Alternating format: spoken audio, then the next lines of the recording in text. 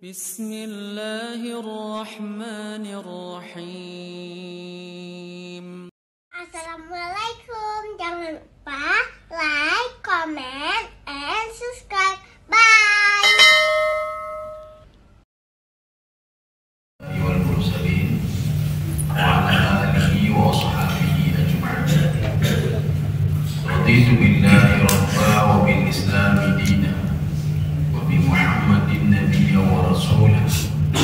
Rabbi shrah li sadri wa yassir li amri wahlul 'uqdatam min lisani yafqahu qawli.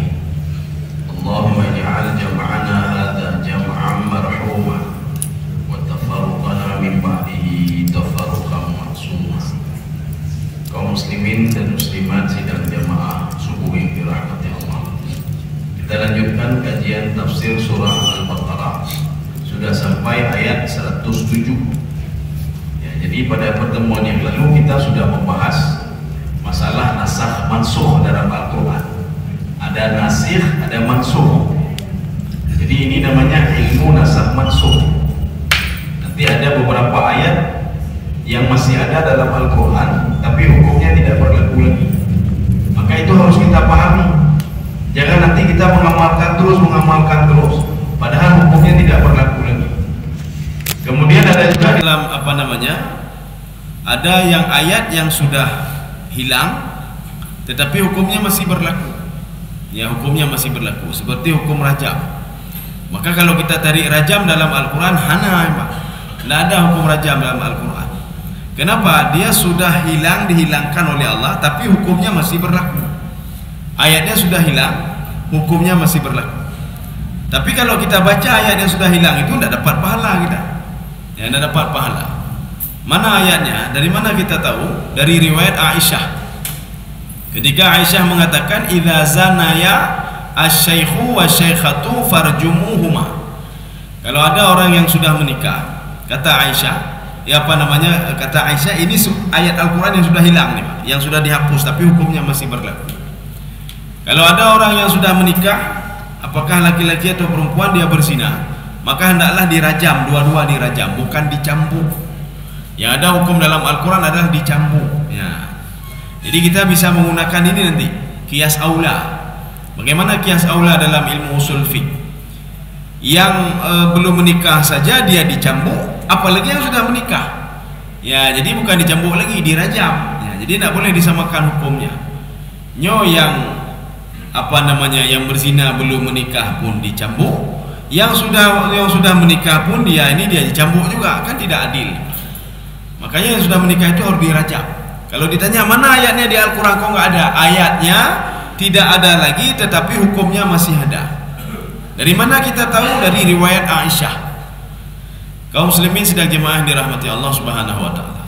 Dan ini dilakukan oleh para sahabat dan tabi'in setelah itu. Yang orang dia sudah menikah dia berzina, maka dirajam. Kalau kata Imam Asy-Syafi'i walaysa bi asghariha wala bi akbariha.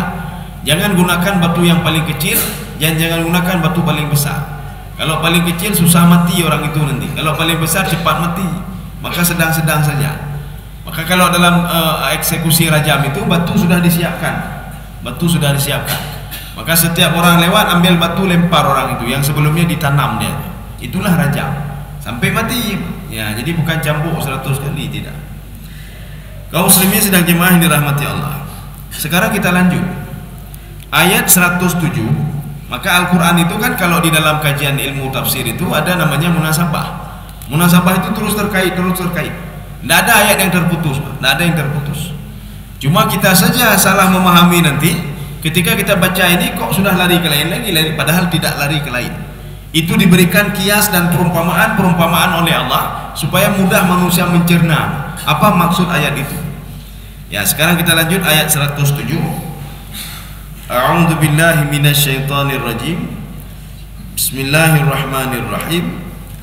Alam ta'lam annallaha lahu mulkus samawati wal ard wa ma lakum min dunillahi min waliyyin wala nasir. Ya. Sekarang kita terjemahkan dulu, tapi yang pendek-pendek dulu. Terjemahannya begini. Alam ta'lam. Itu saja dulu. Ya, coba dibaca. Tidaklah kamu mengetahui. Ya, tidaklah kamu mengetahui. Kita sudah membahas beberapa kali pertemuan. Kalau ada hamzah, ada lam, ada kata kerja, itu maknanya tidak seperti terjemahan. Alam ta'lam dalam terjemahan tidaklah kamu tahu sebelumnya, sebelum kita ini kan. Ini ayat ini untuk siapa ini? Alam ta'lam maknahu ini untuk Nabi Muhammad. Ini uslub khitabi namanya. Tetapi kata Imam Sya'rawi dan Imam Baydhawi juga mengatakan al-murad bihi ummatahu. Yang dimaksudkan di sini walaupun itu Nabi tapi umat Nabi Muhammad sallallahu alaihi wasallam. Tapi Imam Sya'rawi mengatakan kullu khitabin lin nabi khitabun li ummatihi. Setiap ada terjadi dialog interaktif, dialog khitabi antara Allah dan Nabi, itu berlaku juga untuk umat Nabi Muhammad sallallahu alaihi wasallam. Ketika Allah mengatakan ya ayuhan nabi, wahai Muhammad, suruh istrimu pakai jilbab. Ya, ini bukan berlaku untuk istri Nabi saja. Maka keliru kalau ada penafsir mengatakan, ya, kenapa ini tidak pakai jilbab? Kenapa istri saudara, anak saudara pakai jilbab? Hai, ayatnya kan kegedeannya ke Nabi. Ya, itu ayat itu untuk Nabi supaya Nabi pakai jilbab. Apa istri-istrinya dan orang-orang mukmin pada masa itu? Coba cari di Al-Quran, ada orang-orang ini kita suruh pakai jilbab, nggak ada. Ini kan keliru. Jadi artinya Imam Sya'rawi mengatakan kullu khitabin lin nabi khitabun li ummatihi. Jadi kalau terjadi dialog di dalam Al-Quran untuk Nabi, itu berlaku juga untuk umat Nabi. Ya ayuhan nabi qul li azwajika, wahai Nabi katakan kepada istri-istrimu untuk memakai yudnina alaihinna min jalabibihinna. Maknanya apa? Ya ayuhan nabi qul li ummatika, umatmu juga berlaku ini. Jadi bukan untuk Nabi saja. Ya, jangan keliru kita. Sekarang kita kemari. Alam ta'lam, kita sudah membahas beberapa kali pertemuan itu. Hamzah ketemu dengan lam, ketemu kata kerja. Alam nasyrah, alam tara kaifa fa'ala rabbuka bi ashabil fil. Itu gaya bahasanya sama. Maknanya apa? Alam ta'lam, qad alimta ya Muhammad, alam tuka ya Muhammad. Kamu sudah tahu ya Muhammad, bukan tidak tahu. Umatmu begitu juga, itu maknanya. Mana alam ta'lam, kamu sudah tahu, kamu sudah saya beritahu. Alam tara kaifa fa'ala rabbuka bi ashabil fil. Ketika Allah bertanya, apakah ini terjemahannya? Apakah kamu tidak tahu tentang ashabul fil? Bisa saja Nabi Muhammad menjawab, tidak ya Allah, saya belum lahir lagi. Maka bukan itu maknanya. Alam tara kaifa fa'ala rabbuka bi ashabil fil, maknanya apa? Kamu sudah tahu, atau alam tuka ya Muhammad qissata ashabil fil. Akan saya ajarkan kepadamu dan sudah saya ajarkan kepadamu bagaimana kisah ashabul fil. Jadi bukan pertanyaan butuh jawaban, tidak. Ya, ini satu. Alam ta'lam. Jadi tidakkah kamu tahu? Ini kalau terjemahan, dan tidakkah umatmu tahu? Sekarang kita tafsirkan, kamu sudah tahu dan umatmu juga sudah tahu, bukan tidak tahu. Bagaimana Nabi Muhammad tahu? Nabi Muhammad tahu karena diberitahukan oleh Allah Subhanahu wa taala. Kita Nabi tidak ketemu sama Nabi.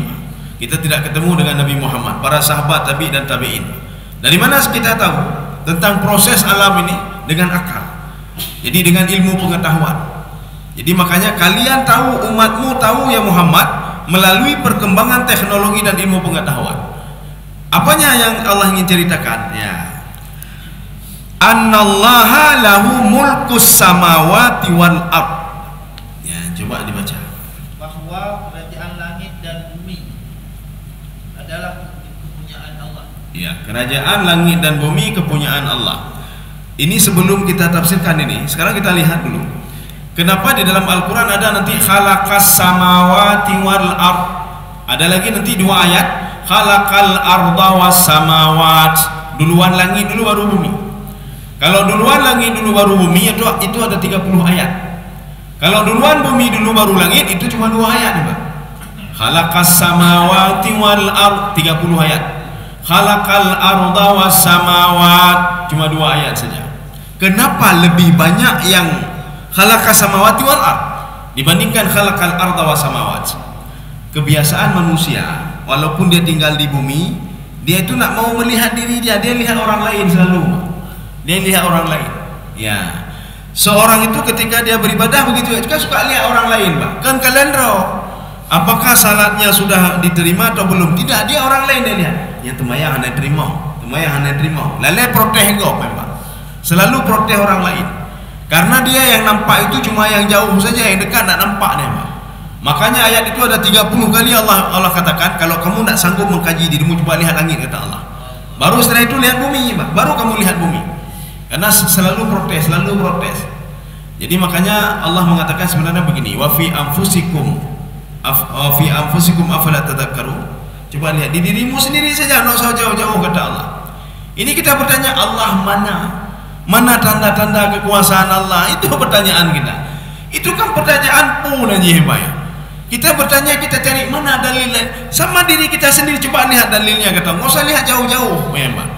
Nggak usah lihat bagaimana bulan, ya kaji bulan, kaji bintang, kaji itu jauh sekali itu. Seperti seorang anak ingin melihat bagaimana cara kita bisa menolong orang lain. Jangan usah tolong orang jauh, orang di rumah coba tolong, Mbak. Ibu di rumah coba tolong, ya Mbak. Coba berbakti sama ibu saja di rumah. Nggak usah sibuk dengan orang lain. Nggak sibuk dengan orang lain, Mbak. Dengan panti jompo ini, dengan ini. Di rumah kan roh nak urus. Ibu sendiri nak ada yang ngurus, Mbak. Ayah sendiri di rumah nak ada yang ngurus. Anak di rumah nak ada yang ngurus. Kita teori ini, teori itu untuk orang lain, kita ajarkan orang lain. Ini roh nato pruno rumah hebat. Ya. Jadi makanya ini tabiat manusia. Dia sering mengkritik, lihat-lihat yang jauh-jauh dulu. Yang dekat tak nampak ya, Pak. Dia nak tahu kalau salat dia tadi itu tak sah, nak tahu dia. Yang dia tahu salat orang lain tidak sah. Makanya di sini langit itu didahulukan langit dengan bumi. Coba kalau kamu hebat sekali, kata Allah, dirimu saja tak bisa kamu lihat. Lihat langit sekarang, coba lihat langit. Walaupun tak bisa juga. Coba kamu kaji langit. Maka dia dengan berbagai teori-teorinya. Ini bagaimana ini, teori Big Bang, teori apa, macam-macam ya, Pak. Kenapa langit begini, kenapa? Dua ya, Pak. Ketika dengan teori ini, dua kemati, dia tengok meninggal dunia dia besok. Coba dia kaji diri dia sendiri. Tak mungkin ini begitu saja. Ini terus perkembangan zaman itu, umur terus bertambah. Dan ini tak mungkin terus seperti ini ya, Pak. Telinga dulu berfungsi baik, sekarang kurang berfungsi. Sebenarnya kalau manusia mau mengkaji diri dia sendiri, dari dulu dia sudah beriman pada Allah. Cuma kenapa? Galak tak kala-kala ada kau, Pak. Kala-kala ya, Pak. Galak tak protes kau. Jadi makanya Allah melihat bohkah, kata Allah. Sekarang coba lihat langit. Ya, Allah menciptakan langit dan bumi. Jadi bukan menciptakan bumi dan langit, tidak, bumi dan langit. Kaum muslimin sedang jemaah yang dirahmati Allah. Sedangkan nanti ada dua ayat. Khalaqal arda was samawat. Ada sebagian orang yang mereka itu tahu diri, melihat diri sendiri baru ya. Ini maknanya apa? 30:2. Mana 30:2? Lebih banyak orang yang suka mengkritik orang lain, melihat orang yang jauh-jauh, baru dia melihat sendiri. Kalau tadi kan cuma 2. Khalaqal arda was samawat. Kaum muslimin sedang jamaah yang dirahmati Allah. Kita juga sudah membahas tentang inna dan anna di dalam Al-Quran. Kalau ada inna, itu berarti di awal ayat. Innallaha wa malaikatahu yusalluna 'alan nabi. Itu di awal ayat. Walaupun nanti kita ketemukan dia di tengah, berarti kalau inna, berarti sebelumnya sudah titik itu, Pak. Nah titik. Ya, nampak ada titik. Karena dulu bacaan Al-Quran dulu hana jelas, Pak. Dah titik, dah koma, ada jelas. Ya, Pak. Itu tergantung kepada bacaan dan ayat yang turun. Jadi mereka itu sudah paham. Ini ada titik, ada koma. Maka mereka berhenti sendiri. Ya, Pak, berhenti sendiri. Ya, seperti ayat Inna a'tainakal kautsar fasalli li rabbika wanhar inna syani'aka huwal abtar. 3 ayat itu dengan 2 tempat turun yang berbeda. Ayat yang ketiga turun di Mekah.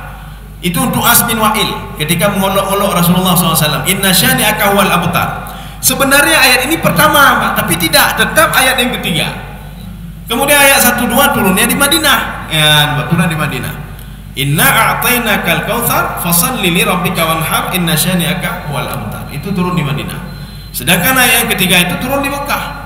Cuma itu saja yang turun. Ya. Dan sahabat itu memahami, Pak, ini Mekah, ini Madinah. Nah, karu-karu. Yang karu kegedenya, Pak. Biasanya yang ribu-ribu itu orang enggak punya ilmu, itu ribut dia, Pak. Tapi kalau orang punya ilmu, hana karu-karu, hana karu. Ya, Pak. Kenapa? Karena dia tahu. Imam Syafi'i dan karu Imam Malik. Karena dia tahu, Pak. Imam Syafi'i itu tahu. Imam Malik begitu juga. Beliau tahu. Ya. Makanya kalau kata Imam Nawawi, ini kata Imam Nawawi, kan kata alun, Pak. Ya. Nanti coba lihat di dalam kitab Syarah Al-Kabir li hadis Arba'in Nawawiyah. termasuk komentar Imam Nawawi di situ. Kenapa manusia suka berdebat satu sama lainnya? Liqillatil ilmi, karena sedikit ilmu. Kalau banyak ilmu nak mau berdebat dia, Pak. Dia tahu dia, Pak. Oh, aku tak mau debatnya nak dalil raji. Ya, aku tak mau debat nak dalil raji. Nah, makanya dia berdebat karena tidak tahu dalil. Yang tahu cuma satu saja dalil, Pak. Ya. Ini inna. Tapi kalau anna itu di tengah-tengah ayat walaupun dia di awal ayat letaknya. Tapi kalau ada anna itu pasti di tengah-tengah ayat. Ini juga di tengah-tengah ayat. Tetapi fungsinya itu sama. Dua-dua lil isbat. Isbat itu apa? Untuk menguatkan. Makanya inna itu di dalam Al-Quran, ya ini selain anna ya Pak. Inna itu ada 1963 kali. Jadi ada inna. Maknanya apa? Ada 1963 ayat dalam Al-Quran. Itu yang ditegaskan, yang dikuatkan oleh Allah supaya manusia tidak ragu lagi. Termasuk anna. Berarti kalau dengan anna ada 2000 lah ya, Pak. Jadi artinya ada manusia yang ragu-ragu ya. Makanya supaya tidak ragu-ragu, Allah Subhanahu wa ta'ala menggunakan kalimat inna dan anna. Kaum muslimin sedang jemaah yang dirahmati Allah, makna muluk itu apa? Ya, nanti ada di ayat lain, tabarakalladzi biyadihil muluk ya. Nanti bahkan ada surah muluk. Itu apa makna muluk? Muluk itu maknanya hakut tasarruf, hak untuk melakukan sesuatu itu ada pada Allah. Kenapa ada pada Allah? Karena Allah memiliki langit dan bumi ya Pak. Ya contoh, kita itu mengunjungi rumah orang lain. Yang punya rumah berhak dia mengusir kita, berhak dia Pak. Kenapa? Karena beliau yang punya rumah. Ya Pak, yang punya rumah. Ini namanya hakut tasarruf. Jadi makanya kalau kita ingin minta sesuatu, mintalah pada yang punya rumah. Ya. Tunggu sebentar. Nah iklan.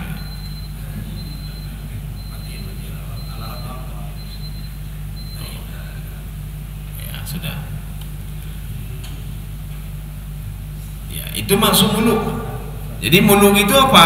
Yang berhak untuk menciptakan langit, menciptakan bumi, menghancurkan langit, menghancurkan bumi, memberi fasilitas. Itu yang punya. Siapa yang berhak menerima kita, memberikan? Yang punya rumah.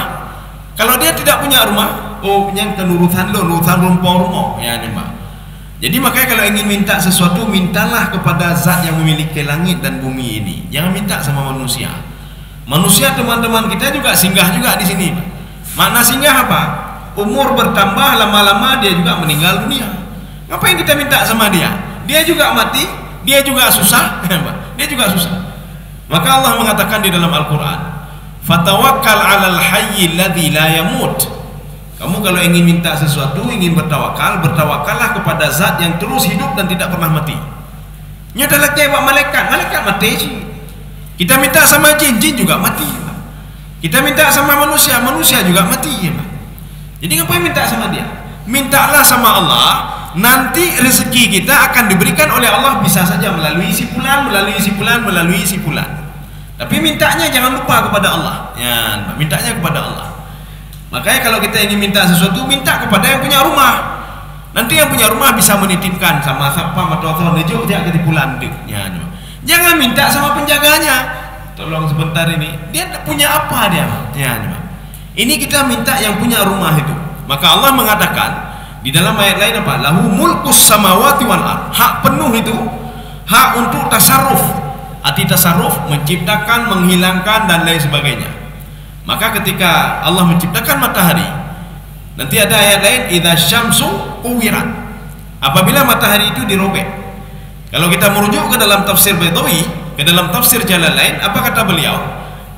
Makna kuwirat ingqatat, sudah habis waktu. Ya, habis waktu. Bumi ini ada masanya dan habis juga masanya. Kita begitu juga. Kita ada masanya untuk hebat, ada masanya untuk kita meninggal dunia. Maka kalau ada orang bilang saya paling kaya, kaya pada masanya saja. Lu paling hebat, hebat pada masanya saja. Oh, lu paling tegak pada masanya saja. Mungkin kalau hidup pada masa selanjutnya hanya tegak deh kita nyoba, nggak hebat lagi kita, ya, nggak hebat lagi.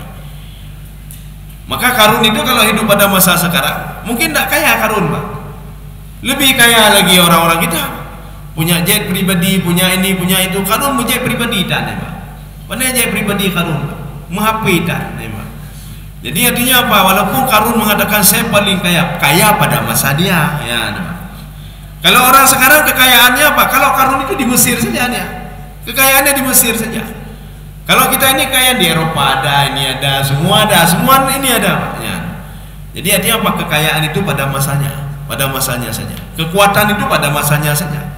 Maka ketika Allah memuji kaum Ad, allati lam yukhlaq mithluha fil bilad, tidak ada yang bisa membuat gedung pencakar langit kecuali mereka pada masa mereka.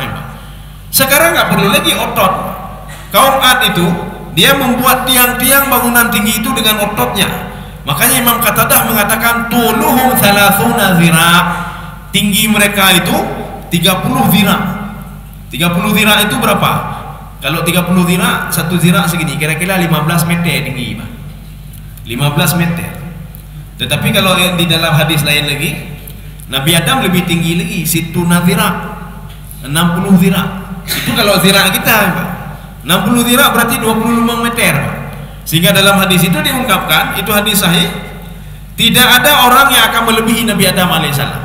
Ya, 60 zira' hanya lebih, Pak. Artinya 25 meter itu nak ada lebih, nak ada lebih daripada itu. Kalau kurang ada, ya, Pak. Wala yang kusuh kata dalam hadis itu, dan tidak akan berkurang lagi. Kecuali apa? Itulah kaum tadi, Pak. Kaum Ad, 15 meter. Mereka itu dipuji oleh Allah dalam Al-Quran, allati lam yukhlaq mithluha fil bilad. Tidak ada peradaban yang seperti peradaban mereka. Tapi setelahnya itu kan lebih canggih lagi. Itu buat gedung pencakar langit itu dengan alat. Ya, mereka tidak dengan tangannya sendiri, Pak. Dipegang ngejaro, Pak. Begitu hebatnya mereka itu. Ya. Ini makna lahu mulkus samawati wal ard. Itu lam tahqiq namanya. Ya, lam tamalluk. At-tamalluk. Ya, dulu ala tamalluk, memiliki. Jadi mintalah sesuatu yang memiliki sesuatu. Jangan kita minta sesuatu kepada yang tidak memilikinya. Dalam kehain itu long rezeki lon dia. Sama orang sampai kita minta rezeki, Pak. Orang sampai mengatakan lon pi hana jelas, kue laki Pak lon. Saya nak jelas juga. Jadi kita minta kepada Allah Subhanahu wa taala. Makanya walaupun jin mengatakan, terima kasih.